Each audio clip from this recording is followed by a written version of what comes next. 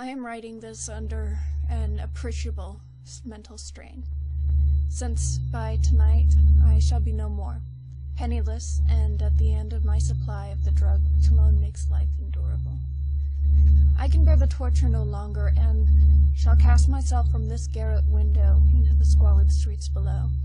Do not think from my slavery to morphine that I am a weakling or a degenerate. When you have read these hastily scrawled pages, you may guess, though never fully realize, why it is that I must have forgetfulness or death. It was in one of the most open and least frequented parts of the broad Pacific that the packet of which I was supercargo fell a victim to the German sea raider. The Great War was then at its very beginning.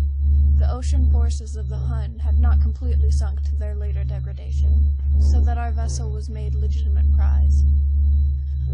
Whilst we of her crew were treated with all the fairness and consideration due us as naval prisoners, so liberal, indeed, was the discipline of our captors that 5 days after we were taken, I managed to escape alone in a small boat with water and provisions for a good length of time. When I finally found myself adrift and free, I had but little idea of my surroundings. Never a competent navigator, I could only guess vaguely by the sun and stars that I was somewhat south of the equator. Of the longitude I knew nothing, and no island or coastline was in sight. The weather kept fair, and for uncounted days I drifted aimlessly beneath the scorching sun, waiting either for some passing ship or to be cast on the shores of some habitable land. But neither ship nor land appeared, and I began to despair in my solitude upon the heaving vastness of the unbroken blue. The change happened whilst I slept. Its details I shall never know, for my slumber, though troubled and dream-infested, was continuous. When I at last awaked, it was to discover myself half sucked into a slimy expanse of hellish black mire, which extended about me in monotonous undulations as far as I could see, and in which my boat lay grounded some distance away. Though one might well imagine that my first sensation would be of wonder at so prodigious and unexpected a transformation of scenery, I was, in reality, more horrified than astonished. For there was in the air and in the rotting soil a sinister quality which chilled me to my very core. The region was putrid, with the carcasses of decaying fish and of other less describable things which I saw protruding from the nasty mud of the unending plain. Perhaps I should not hope to convey in mere words the unutterable hideousness that can dwell in absolute silence and barren immensity. There was nothing within hearing, and nothing within sight save a vast reach of black slime. Yet the very completeness of the stillness and homogeneity of the landscape oppressed me with a nauseating fear. The sun was blazing down from a sky which seemed to me almost black in its cloudless cruelty, as though reflecting the inky marsh beneath my feet. As I crawled into the stranded boat, I realized that only one theory could explain my position. Through some unprecedented volcanic upheaval, a portion of the ocean floor must have been thrown to the surface, exposing regions which for innumerable millions of years had lain under unfathomable watery depths.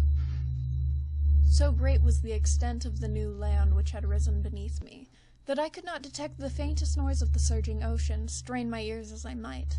Nor were there any seafowl to prey upon the dead things. For several hours I sat thinking or brooding in the boat, which lay upon its side and afforded a slight shade as the sun moved across the heavens.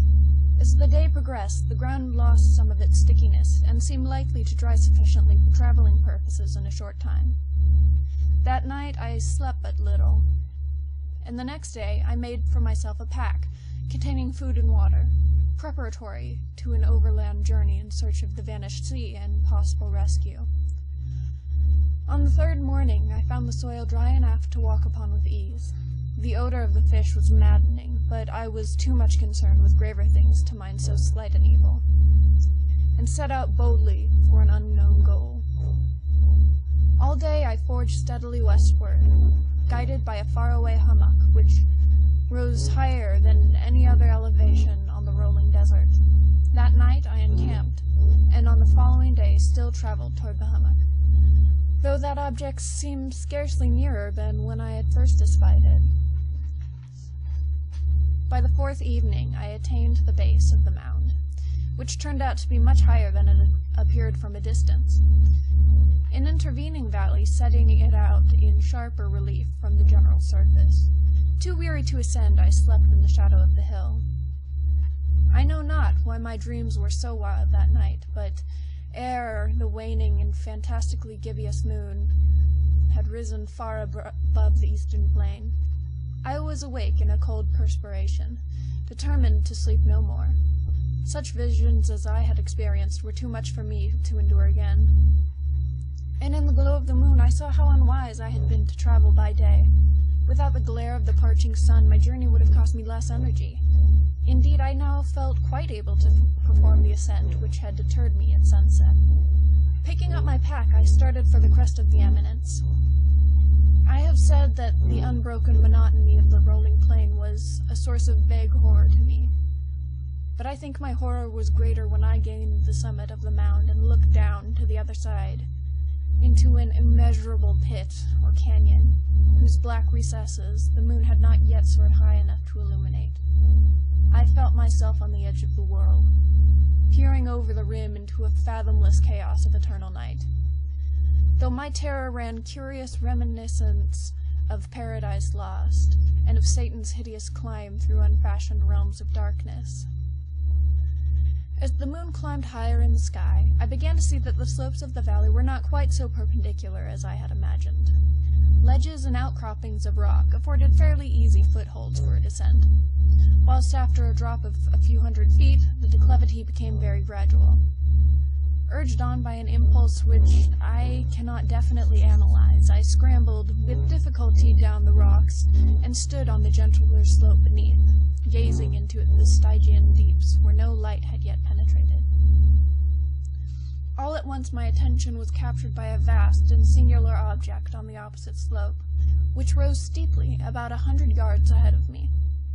An object that gleamed whitely in the newly bestowed rays of the ascending moon. That it was merely a gigantic piece of stone,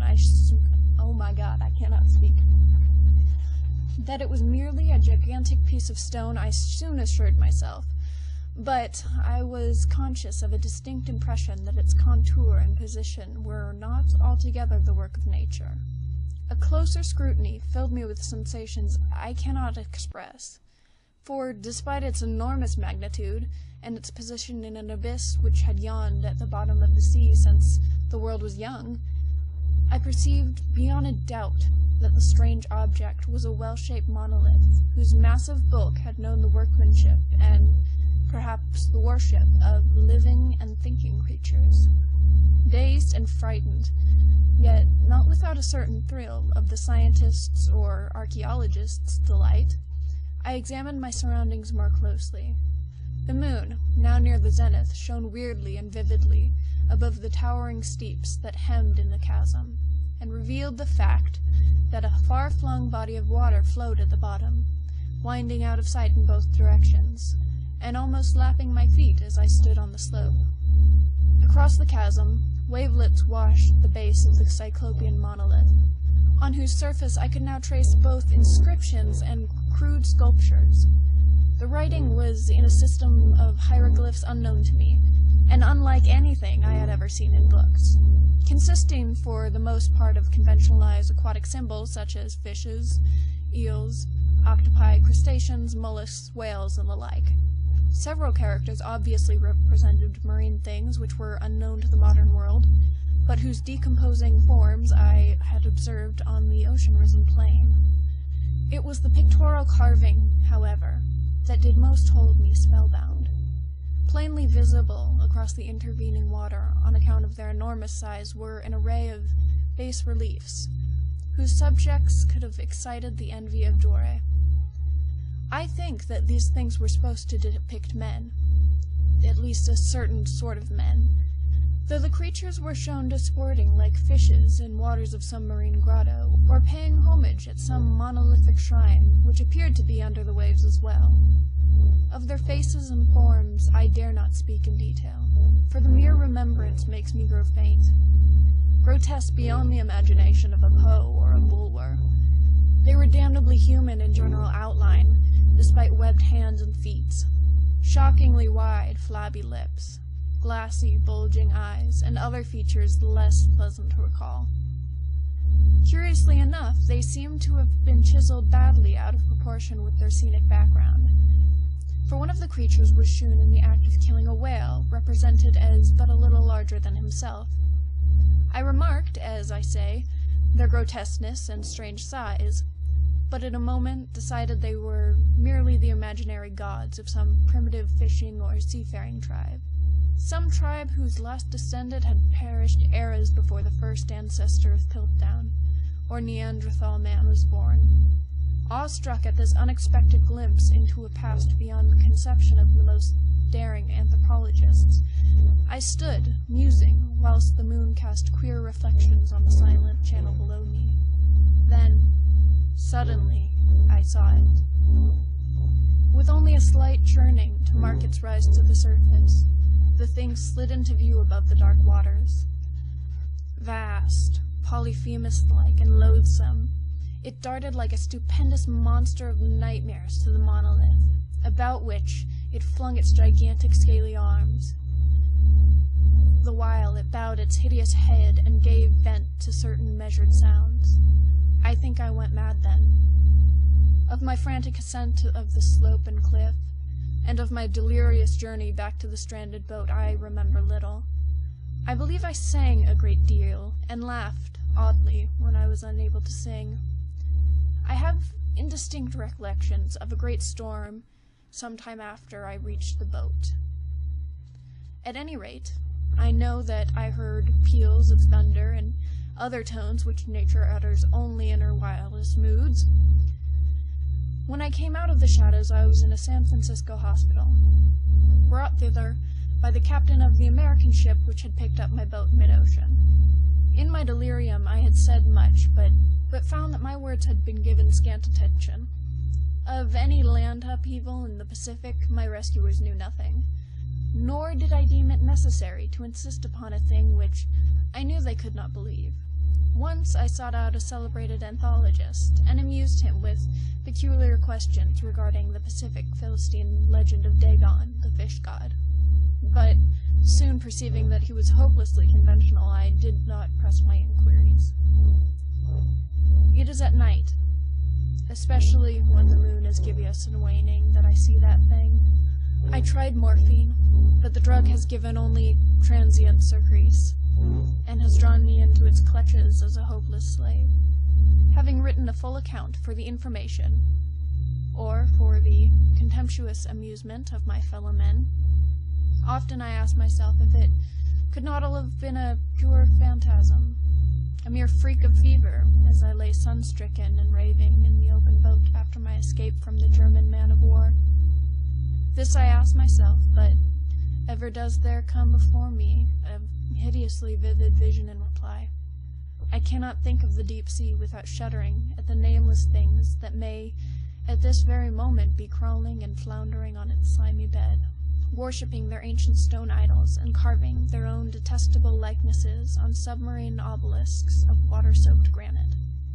I dream of the day when they may rise up above the billows to drag down in their reeking talons the remnants of puny war-exhausted mankind, of a day when the land shall sink, and the dark ocean floor shall ascend amidst universal pandemonium.